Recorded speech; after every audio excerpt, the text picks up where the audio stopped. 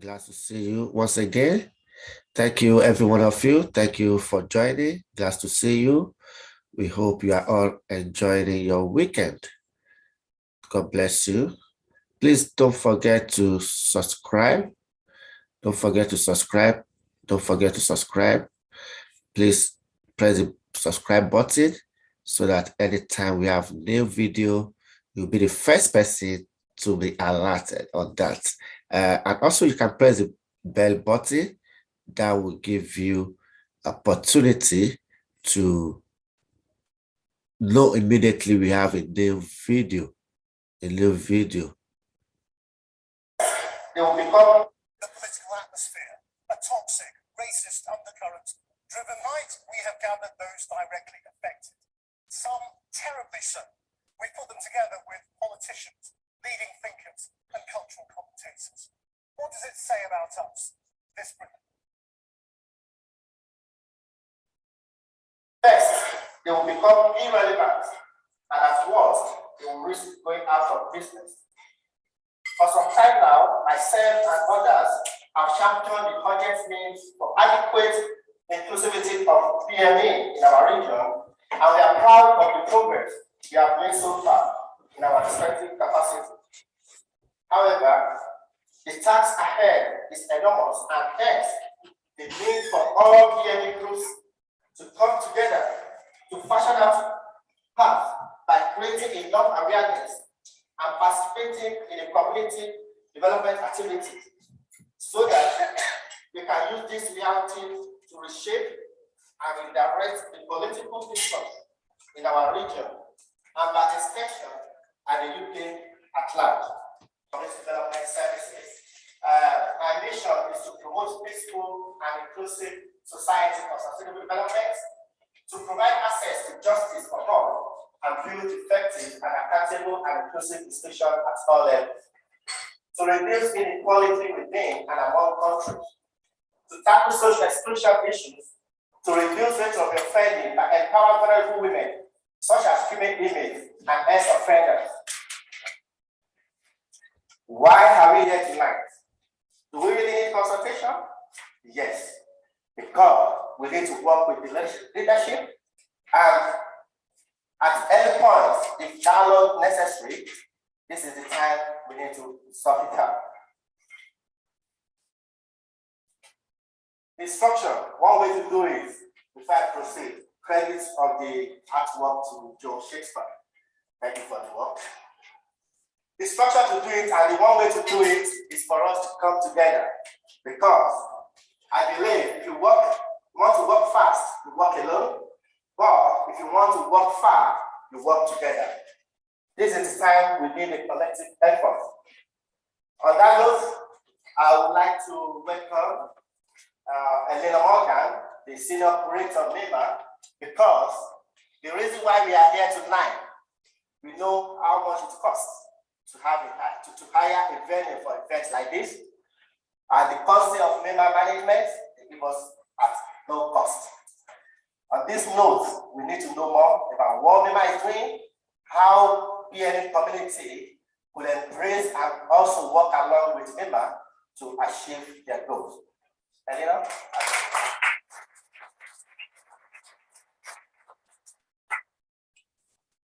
I've been told I've got about 40 seconds.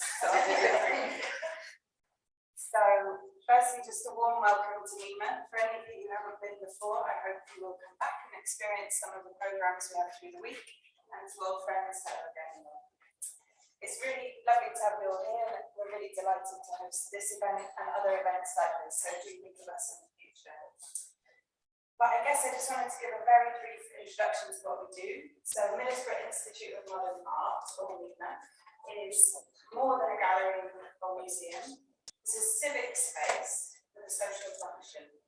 And our aim really is to respond to the context we work and live in, and to work with making workshops, gardening, dementia-friendly session, discussions and talks, things in the galleries, and at the centre of that day is a free communal meal at 1 p.m. So I hope to see many of you there. It's a really important moment for the town where people from all backgrounds come together to share. We also have exhibitions, Middlesbrough collection displays, projects here and also off-site around the town, where we work to raise a range of underrepresented issues and voices with different partners and with constituents and people from the area. And that's really about responding to the issues, the ideas and brilliant things around us in this place. So that's just a very brief introduction, and I hope you'll talk to me more if you want to find out more. Do come along on a Thursday, do check out our website to find out what's going on. It's a really vibrant and lively and lifting museum, so I hope you'll come and be part of that. Thank you.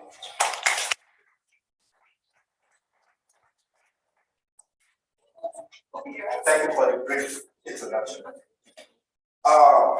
Now, we are getting to the real discussion now. But before then, I would like to say a very big thank you to someone here tonight, because when you have a dream or you intend to contribute to the community, there must be somebody that needs to encourage. For that particular impact to come in place, it is people that support, it is people that motivate and give you that encouragement that yes, you can do it. Because when I initiated this, I sent an email, and the first person that will say yes, I will come. Even when we are here to fix the date, when we are here to finalize the venue, she's so much ready to contribute and to also be part of it. That will lead us to the first speaker for tonight. And no other person, Caroline Head. Institution and Community Engagement Manager for Crime Prosecution Service, not Kids. And she's also sitting on the AIDS Scrutiny panel and approaching. She'll be talking about those approaches now, right? Thank you. Today is the 6th of February, which is quite a momentous day for a number of reasons. One reason is it is International Day for Zero Tolerance of Female Genital Mutilation, which is hugely important. And I think when we start talking about how statutory services engage with BME communities, let us not forget women in BME communities and also LGBT people and disabled people in BME communities. So I just throw that out because I think sometimes statutory service providers think in silos and we need to make sure we don't forget people. The other thing about today, and if you've seen the news at all today, you can't fail to have noticed that it was 100 years ago today that some women got the vote for the first time in this country. And we've heard a lot about that on the news. So 100 years after some women got the vote, when we look at Parliament, we still see underrepresentation of women in Parliament and in all positions of power. We see a gender pay gap, and women are still experiencing domestic abuse and sexual violence. So getting the vote, good thing, hasn't actually solved everything. There have been sex discrimination acts dating back to the 1960s, and this is still the position we're in now. There have also been race relations acts dating back to the 1960s. And again, if we look at Parliament, if we look at positions of power, we see underrepresentation of black and minority ethnic communities in Parliament, in the judiciary, and as I say, in all positions of power. So the legislation of itself is not enough and is never going to be. In 1993, which was 25 years ago, if I've got my maths right, a young man called Stephen Lawrence was stabbed to death in London in a racist attack. That event became a watershed for a number of changes in the way this country looked at racism and racist hate crime. In 1998, an act called the Crime and Disorder Act created what are called racially aggravated offences. So you can have a criminal offence of assault. There is an additional criminal offence of racially aggravated assault. and that is a racist hate crime. And what the Act did was say those crimes are more serious, so a racially aggravated assault is more serious than what we tend to call in the criminal justice system basic assault. So some of those crimes can go to the Crown Court, whereas the basic offences can only be dealt with in magistrate court. And if we can prove that an offence was racially aggravated, there is a higher sentence that goes with it. So the criminal justice system from 1998 has had this concept of hate crime. The other thing that followed from the Stephen Lawrence murder was the first inquiry and the report which came up with the phrase institutional racism and talked about canteen culture, talked about unconscious bias. When at first we talked about institutional racism, he was talking about the unconscious or unconscious racism, racism based on ignorance, rather than the overt kind of hate crime that we've talked about. So all of those things followed on from the murder of Stephen Lawrence, and that was, as I say, nearly 25 years ago. Where are we now? We still have racist hate crime. We still don't always recognise and understand crimes as racist hate crimes when they are. We still have underrepresentation in positions of power. We still have an imbalance of power in society between white people and people from black and minority ethnic communities. I think things have changed in that I think we are now in a place where, generally speaking, apart from within some groups, generally speaking, overt racism is frowned upon in society. It's kind of not the done thing. But if you think of discrimination as an iceberg, the overt stuff is the top of the iceberg, the stuff that you see. 2/3 of the iceberg is underwater, and it's the stuff that you don't see. And that's the mass that needs to be addressed, and that statutory services need to get hold of and need to address. And if you're white, you don't necessarily understand that 2/3 of the iceberg is there, because you don't necessarily come across it very often. And that's why it's hugely important that statutory service providers are in dialogue with people from the black and minority ethnic communities, because we don't necessarily understand your experiences of racism.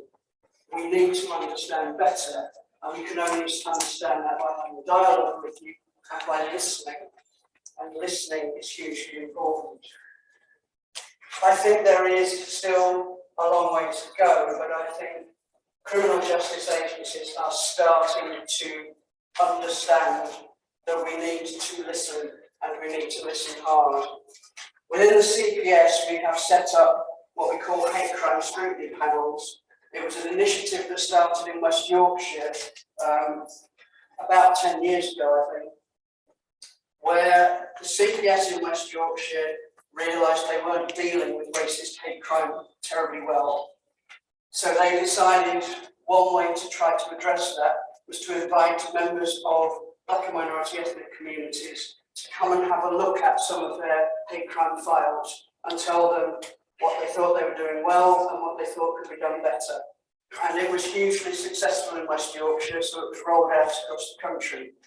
In CPS North East, we have a racist and religious hate crime scrutiny panel, which is chaired by Ranjana Bell, who's sat over there, and it's made up of members of the community across the North East. And what they do is they look through a selection of our hate crime files to tell us what we could do better. And the selection is made by Ranjana, not by us, so that we lay ourselves open, as it were, to scrutiny. And that's an important way in which we're trying to engage with communities and learn to do things better. We also have a thing called a community involvement panel, which doesn't look at cases in the same way. It's a panel that we go to and consult on our business priorities, which doesn't sound very exciting, I know. but we also consult on our equality and diversity strategy and our community engagement strategy. And I have to say that we need more members on that panel. And I've got this opportunity to stand in front of you and give it a plug, so I will shamelessly. We definitely need more representation from Black and minority ethnic communities for that panel. And as I say, it's not looking specifically at racist hate crime or any other hate crime, but it's looking strategically at how we run our business. And we also need more people on that panel from the Cleveland area. So given the opportunity to stand here, how could I not mention it?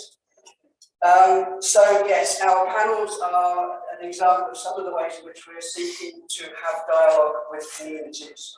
We've consulted nationally with communities on our hate crime policies quite recently.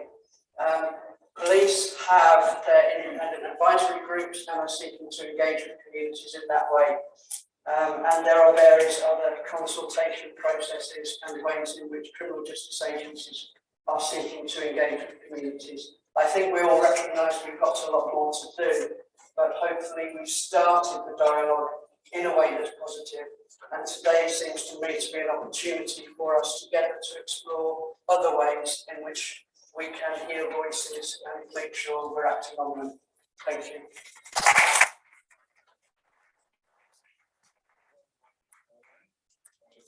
And if there's any question, I think we are in the prior session.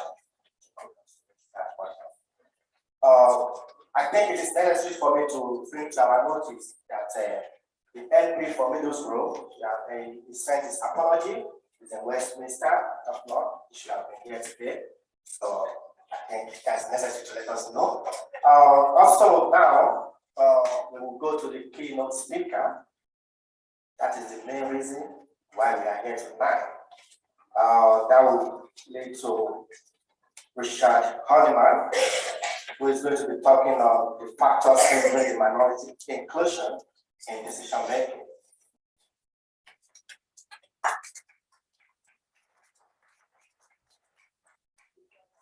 In Middlesbrough for around 10 years, and is working within economic development, culture, and community, and now regeneration, still covering the culture and community portfolio until the new director came in place a few months ago.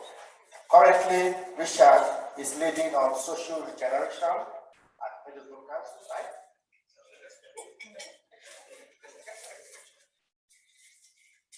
Didn't realise I was the keynote speaker, so if I disappoint, I do apologize.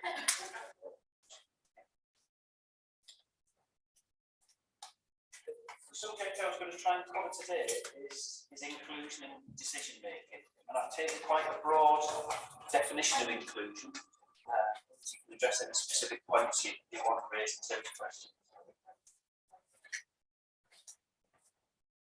So I was going to cover briefly a little bit about where my views come from, a little bit about how I feel that the council is viewed from outside. I think that puts a bit of context on some of the things that I'll cover.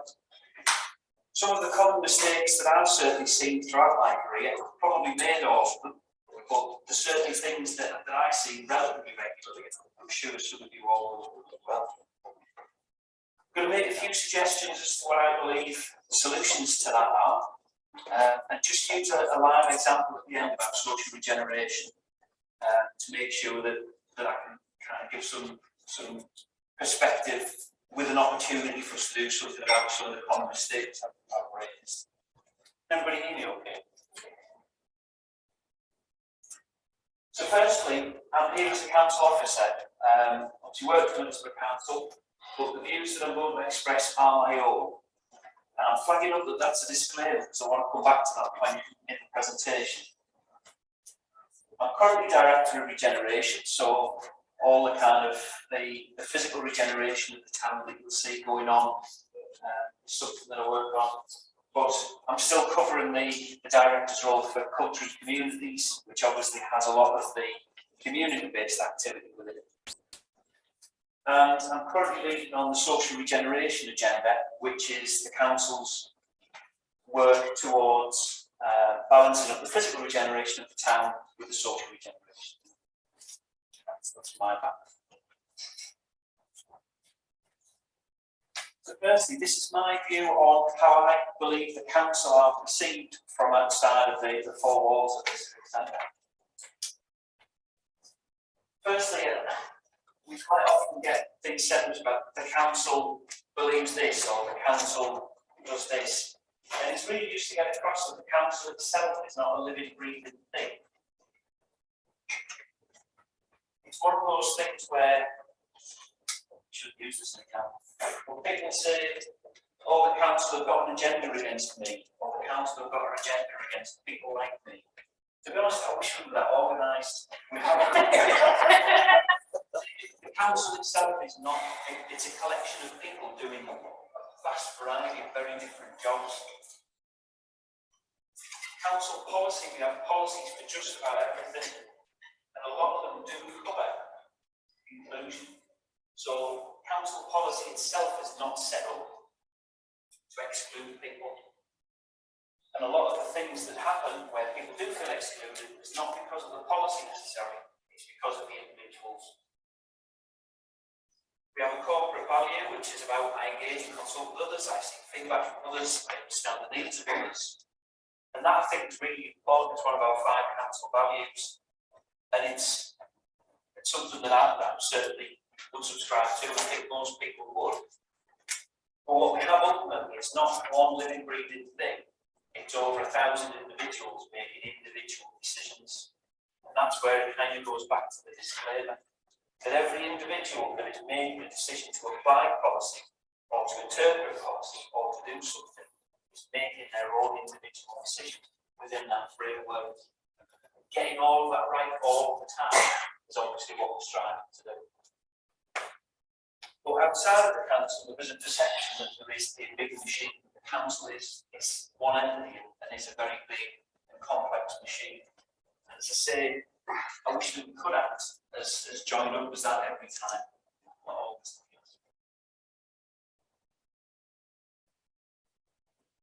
So in terms of how the council acts, as I say, that some common mistakes, and I've seen them all, I've probably done them all over the years, and I'm sure you'll recognise some of these. The first one is whenever we're doing something, there will always be occasions when people haven't thought about inclusion issues at all. So they've just gone ahead and done whatever they needed to do, applied whatever policy they needed to do, or carried out whatever actions they needed to do, and have just not thought about inclusion at all. There's also occasions when people do think about those scenarios and things that they have to do, and the solutions they come up with are largely based on tokenism, and it's about making sure that I've spoken to a representative from a particular community, and that's that community box ticked. Possibly more common than that, I would suggest, is where people do think about inclusion issues. They think, oh, I want to try and avoid tokenism. So they end up not doing anything. They end up just saying, oh, well, I don't want to do that because that's tokenistic. I'll just throw it over to everybody. And that's not necessarily looking at all the issues about quality access. Probably the most common focus on inclusion that we have is when people look at our workforce diversity. And we do monitor this sort of stuff. We do try to be proactive about this sort of stuff. But it's probably quite commonly seen that if we got that right, then that's that problem solved. And I don't believe that it is. We also think about that from our council member point of view, and again, the more diversity we have there, the closer we are to solving that problem. And again, I would just pose that on its own is not going to solve the issue.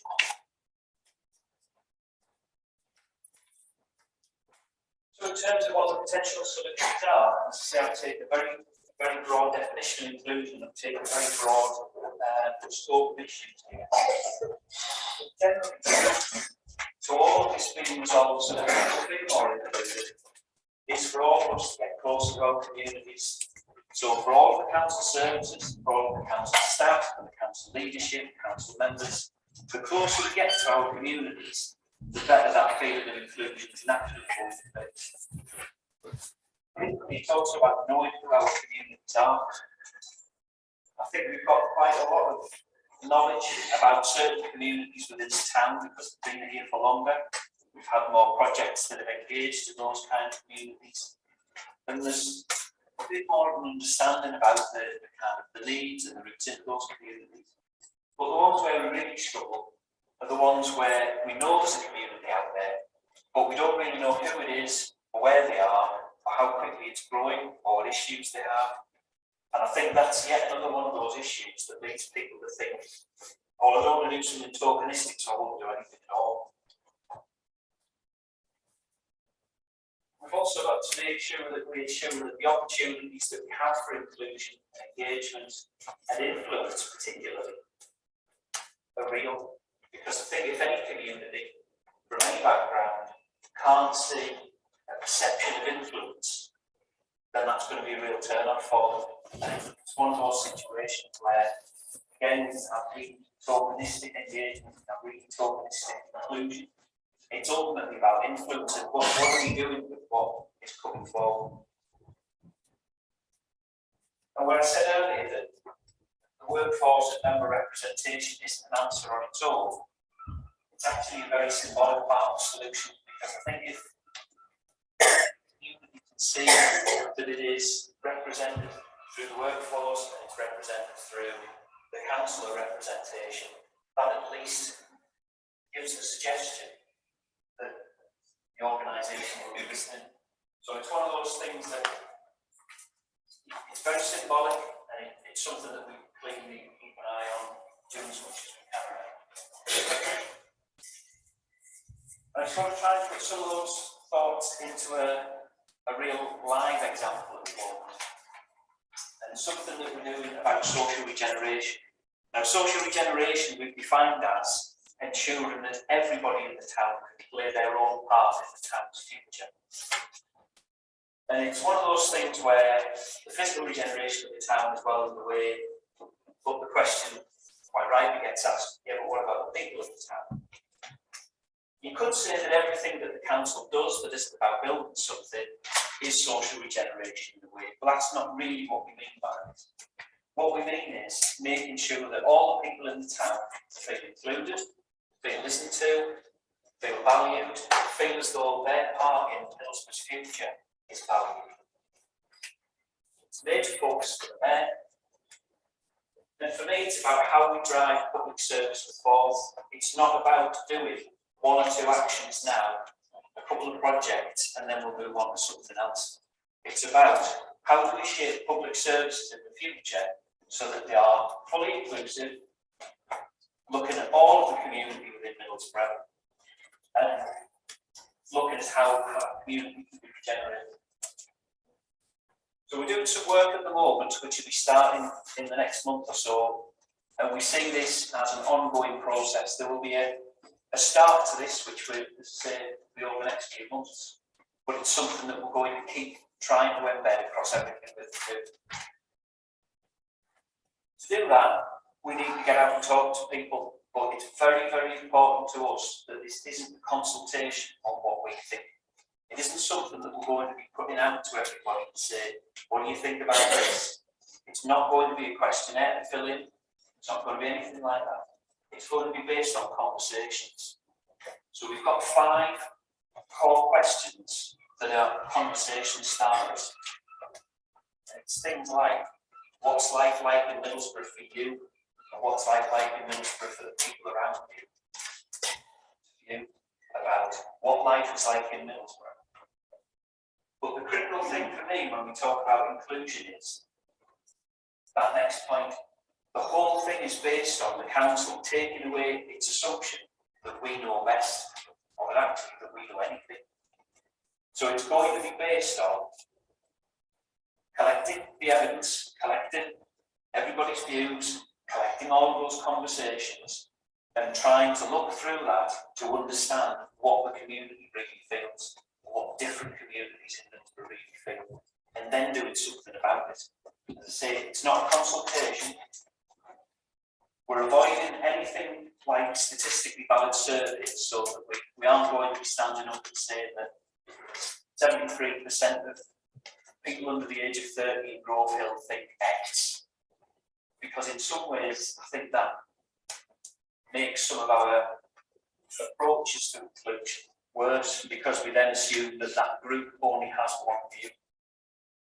So what we're trying to do is gather as many views as possible about life in Middlesbrough, the challenges, the good things, the bad things, the things that need to be addressed. And then we're going to decide what on earth we do with that. We haven't set out, but we're going to go and do these conversations, and then we're going to do this, this, and this.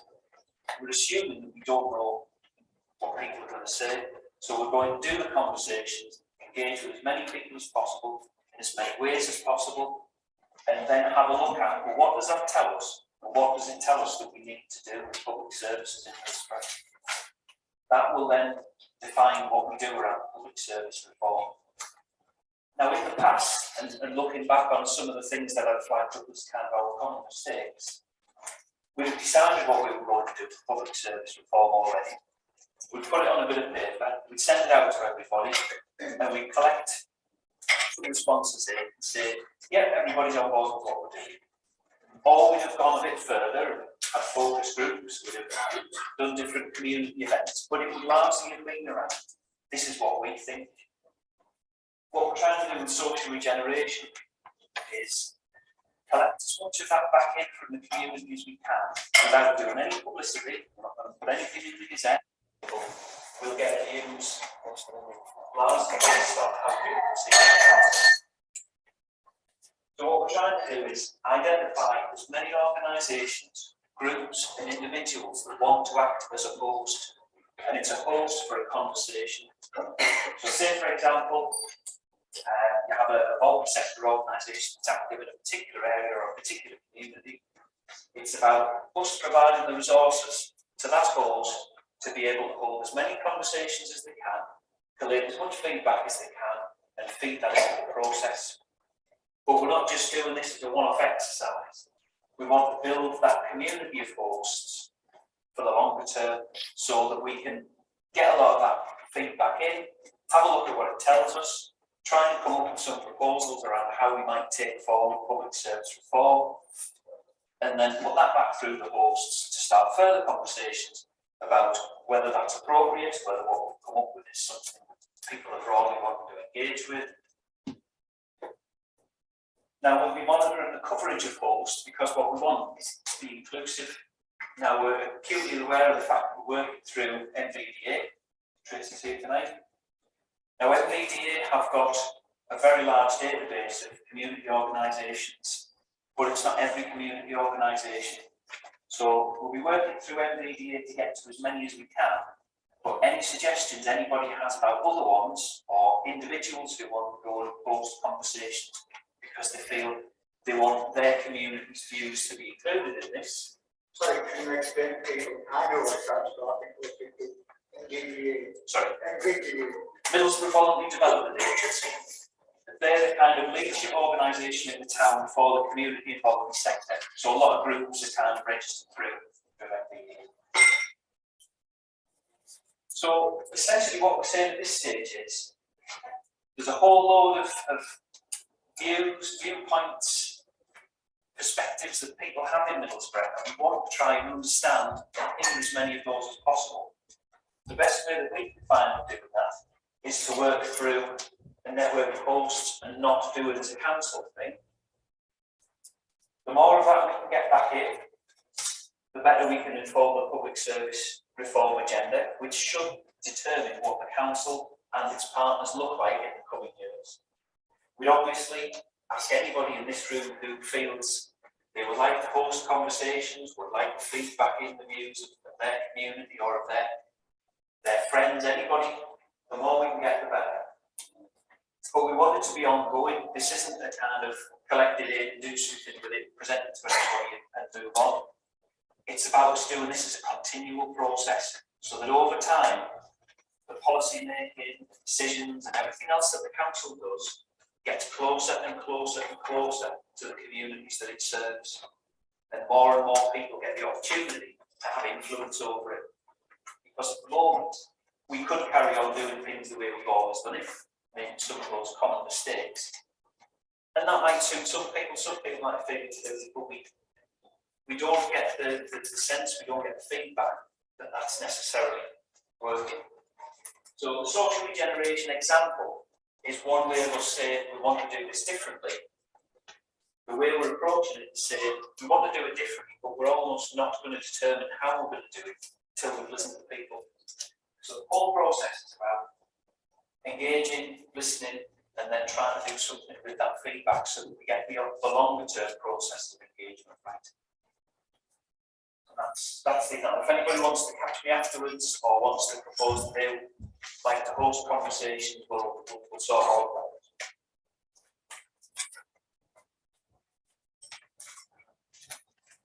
Thank you so much. Thank you very much for the detail.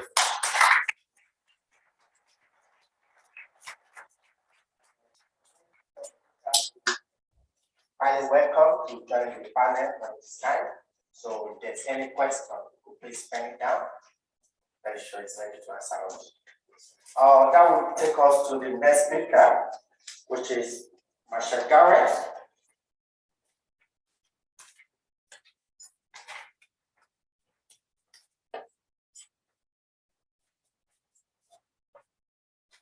Marshall Garrett studied colonialism and representation of race in the media, and she has an MA from Durham, where she focused on the relationship between statutory services and ethnic minority community. She has written several articles on race and racism and given lectures on the same subject. She currently manages a charity for young people in Middlesbrough, or the youth. She's the project officer. And as a weekly radio show, So Real, covering a variety of topics. She has been a youth and community worker in the Northeast for quite a number of years. Thank you. Good evening. Anybody who knows me knows I'm a talker and a loud one. And yes, this is, and I failed Ola earlier and asked if I could increase my time to 50 minutes, and he said no. So, so I'll take that. I've got 20 slides and 10 minutes. So that works out roughly 2 minutes per slide. Ain't gonna happen. So please just give me a little bit of grammar, Marsha, and I'm gonna speed it up. The presentation that I'm doing today is kind of from a different angle because I feel that if we're going to be talking about race and racism, if we really want things to change, we have to be really honest in our discussions, not sugarcoat it, not try and pretty up to make it easier to swallow. And that's what I do. So I focus today on criminal justice and race, but in my wider work, I look at all aspects of race and society. So this is what impacts trust. The first slide, this is actually a clip. This film is going to be coming out this year. It's called 1500 and Counting, and it's referring to the number of people who died in police custody since 1991. And of that number, 500 were from ethnic minority backgrounds. You're scared of the police. Yeah. Looking out what's happened. Yeah. You think, why do you think she's scared of the police? Because, I mean, they don't see us as human. This is being programmed into their I think that's part of their actual mandate that people are not the same, you know. So when you've got a group of people that are not looking at you as the same, it makes it easier for them to treat you a certain way, you know. So there's a lot of concern. We should be very scared, and if race relations don't get better, I mean, and when I say get better, because you know, police are taught to treat each other, like the police, as family. Like they are to look after themselves. I mean, when you're looking at that sort of programming, that sort of training, yeah, us as black people, we don't stand a chance within that society. So, I mean, the whole structure needs reform, in my opinion, and we need a lot more black people. What is the good question?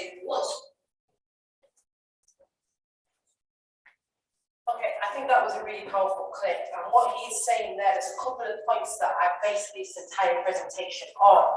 And I've titled this slide, How Did We Get Here? One of the things that I do in the work that I do with young people is I talk about institutional racism in education. It's something that a lot of people don't want to address. We'd rather it wasn't there. I personally would rather it wasn't there, but it's a fact. In the studies that I've done, in education, white is presented as naturally superior and non-white as naturally inferior and dangerous. And that's a really key point, dangerous. This is a quote from Carter G. Woodson's book, Education of the Negro. The same educational process which inspires and stimulates the oppressor, and I've put in brackets there, white population, the thought that he's everything and has accomplished everything worthwhile, depresses and crushes the spark in the Negro by making him feel that his race does not amount to much and never will measure up to the standards of other people's. And when I was at school, I can tell you now that one thing that I learned is that people that look like me were originally savages, then slaves, and then a societal problem. People might not like to hear that, it's a truth, it's something that massively impacted on me. Black and brown skin was and is presented as naturally inferior to white skin. Mainstream media and education play a massive part in our understanding of race, and I'm going to deconstruct that a little bit more. We live in a racialized society where your skin colour matters with prejudices. Racism starts with colonialism, again something that is not massively covered in our schools, which led to the creation of racial groups and a global racial hierarchy which prioritises white skin. Colonialism, impact of that, destroyed the histories and cultural practices of the colonised countries. So we're talking the entire African continent. It's going to add to mistrust. This information gets shared. It doesn't just stay in one place. His sister, Janet Alden, I've done quite a bit of research on her, states she was subjected to police intimidation, similar to the Lawrence family, when she refused to accept the judge's ruling and continued fighting. The family were also given the wrong body to bury, and this was only revealed 10 years later. In December of 2004, 4 of the 5 police officers were granted early retirement and received lump sum compensation payments of between $44,000 and $66,000, as well as pensions. We're not seeing much justice, and this is what's added to the issues. Sorry, Martha, did you know that the family had a civil action against police in Middlesbrough, and local press was told they were not allowed to cover it? This was in Middlesbrough, that case, not informed of that, but it was going on at the time. Civil action taken against the police, and it was totally secret in Middlesbrough. There's a few cases of that where things are kept behind closed doors. Why can't we have access to this information if we really want to address race and racism, particularly when it comes to policing? I think this is a really important point that everyone should be aware of, the impact of social media, because it's grown so much. We have more access to social media, which means now, and I'm sure that we've all seen this, that we can see acts of police brutality towards people of colour quickly. So the death of Eric Garner went viral. The growth of black social media, which it does have that title, black social media, and I'm involved in a few different groups on the social media, and non-white-led justice organisations, means these incidents are being shared from a different perspective. We're not just getting them from mainstream media, which is predominantly presenting one view. The Voice is an excellent newspaper, and importantly, the outcome is monitored and shared, so we can see if justice is happening, if the lives of black and brown people are treated as worthy as the lives of white people. Next case, No Justice, Sean Ridge, 2008. He died in Brixton Police Station, aged 40. He'd been diagnosed with schizophrenia. This case was a particular one for me because I had a brother who was diagnosed with schizophrenia and had numerous incidents with police where I believe he was treated with less than, and I'll give you more of an example of that if I have time. The verdict in 2017, no officer will face charges. This is the second time that case has come up. Despite an officer admitting he lied to the ME, which is the medical examiner, and prevented Sean being checked, he stated he was faking it. So he stopped the medical examiner from checking Sean whilst they were in custody. That contributed to his death, yet that officer won't face any charges. Why? Same officer also lied during the inquiry. He then said, I didn't say that. And then, yeah, I did say that, so he lied. Sean was restrained, faced down by officers for 4 minutes. Officers denied this length of time, and they were filmed doing it. So it was proven that it was 4 minutes they held him down. He had abrasions and bruising, which the officers again denied doing. So where did they come from?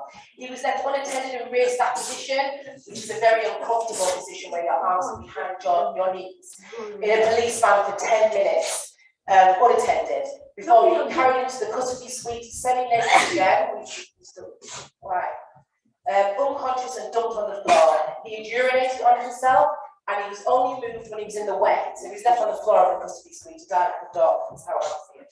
He died from a cardiac arrest linked to asphyxia. No one was discharged despite evidence, and a jury verdict of unnecessary restraint. His family have had to raise thousands of pounds to bring this case, and they still haven't got justice. Then we go to mistrust to report racism. Why are people not reporting racism to police? This is the case of Bijan Ibrahimi, 44, murdered in 2013 by his neighbour. He was beaten to death and set on fire. He has called police 85 times over 4 years to report racist abuse. 40 of Bijan's calls to police were not even recorded. So again, is racism taken seriously? We need to see it, not just have it written on a piece of paper. The IPCC, which is the Independent Police Complaints Commission, that name has now changed, suggested the officers involved in responding to Bijan display signs of racism. They saw him as the problem, not the racist perpetrators. And again, that's something that we've seen before. 4 police officers were sacked. Of these 4, 2 received sentences of 10 and 4 months. He was beaten to death and set on fire, and it was ignored. His calls for help were ignored. Current contributions to lack of trust are presented a historical picture. Now we need to see what's going on at the moment. Last year, 2017, 4 black men died following arrests in the UK. There have been protests and a lack of mainstream media coverage, in my opinion, about the actions of the police. Focus on the victims, promoting them as perpetrators. If we saw with Stephen Morris, there's a desire, if a black or brown person has died in custody by mainstream media, to present them as the problem, that they caused it, they are responsible for their death. And that is an example of institutional racism. The IPCC, set up in 2004, was predominantly former police officers. I think that setup has changed now. Has not permitted 1 police officer since it's been set up. Olasene Lewis, who died in 2010 after being restrained by police officers, his inquiry, similar to what your point, sir, was held in private by IPCC. People were saying, why? Why can't we see what happened? Why can't we get the outcome? There's also extreme delays in the investigations by the IPCC. Now it's the IOPC, Independent Office for Police Conduct. And particularly following the shooting of Mark Duggan in 2011, one of the criticisms were that the IPCC originally worked with police to come out with a statement. So rather than investigating police for what had happened with Mark Duggan, they worked with police to put out a statement to the public, which misled journalists to believe that Mr. Duggan fired officers first. That story went right round before we actually got the truth. It didn't catch us, but I am really done. Promise. I'll skip this one. I just think it's really important that media representations of black and brown men add to mistrust and reinforce the view they don't see us as human. 4 out of 5 British people believe that the media's portrayal of ethnic minorities promotes racism, and I absolutely agree with that, and I studied race and media. Got 2 more slides, I promise, very quickly. This is so important though. 2017, these are the 4 young men who died last year. This is the statement that was put out by the IPCC for all of them, that they became unwell or ill in police presence. That's getting a chilling feeling for me. Edson Acosta died at age 25. That's this gentleman here. His mother died 2 months after his death, and people said that she died of a broken heart. Shane Bryant, this gentleman over here, age 29, died in July, held on a pavement, he died in Leicester. Darren Cumberbatch, which is this gentleman here, age 32, unexplained burn marks over his body, tasered and pepper sprayed. The IPCC was not informed until 10 days after he died by police, which goes against protocol. And then we have Rayshawn Charles, who was age 20, caught on CCTV being choked by a police officer, and he died in July. In the above cases, the families have still not been told actual cause of death. No officers have been suspended, and investigations are ongoing. Mainstream media incidentally blamed all of these victims for their deaths. Very quickly, race disparity audit shows we have disproportionate numbers of people of colour in prison in the UK. Black and brown people get longer prison sentences. This is fact. This is not airy fairy stuff I'm presenting, it's fact. They get longer prison sentences than their white counterparts for similar crimes. They're more likely to be stopped, searched and arrested. And the Met report in 2017, so just last year, showed more force and restraint methods against black and brown people. The Death in Police Custody report last year shows a disproportionate number of black people die in police custody. This all adds to mistrust. I apologise for the graphic nature of this picture. Progress. This is after those two, the race disparity audit and the Death in Police Custody report. This happened. This is Terrell Jones Burton, 15 years old. He was suspected of a mugging, which has now come out that it wasn't him. It was a case of mistaken identity. A police officer charged at him, and I've seen this on CCTV, pushed him off a bike, smashing his face into a window. He's lost teeth, broken jaw, seizures, abdominal pain, and bleeding on the brain. And I've spoken to his mother, and she again is fighting to find out exactly why that police officer treated him as such. And this is very important. When acts of police brutality happen, we have a number of racist, very racist sites that jump on that and glorify it. And then again, it adds to the mistrust. I was fortunate that I went onto this site, Stormfront, which is a recognised white power, very racist site. I was able to get a screenshot before they shut me out. And then I sent this everywhere, and then they got bombarded. Yes, that is what I wanted. Just some of the comments in response to this. People say 15 years old, who's done his birth certificate, if it's not right, it's not right. His mentality will be that of a child, and he won't live to the age of 60. So when you combine that with the treatment, it's going to add to mistrust. Last, I'm not gonna do that one. Finally, today is Bob Marley's birthday, if you wouldn't know that. And one of the things that I think is really important is there was an attempt made in the 1980s, but it didn't happen, by John Fernandez, who said that it should be anti-racism training to get people to understand why they hold certain views around race.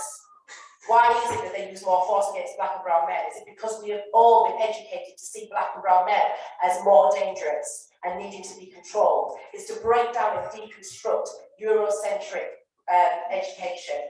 And just because it's Bob Marley's birthday, props to Bob, always. Until the philosophy which holds one race superior and another inferior is finally and permanently discredited and abandoned, everywhere is war. Thank you very much for your time.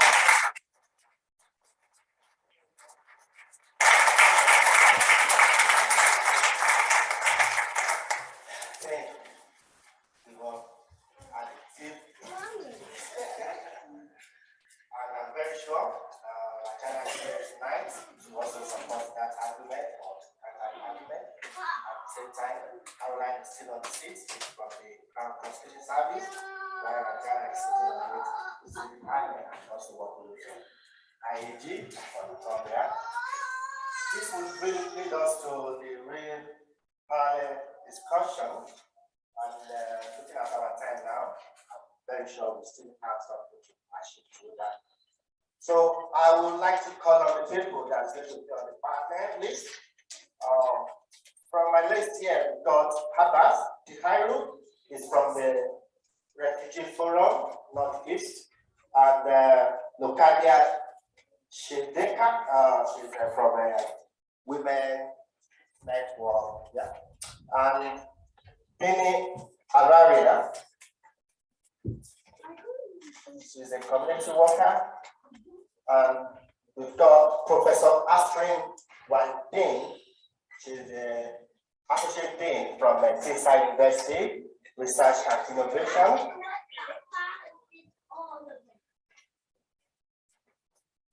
And Chana Bear.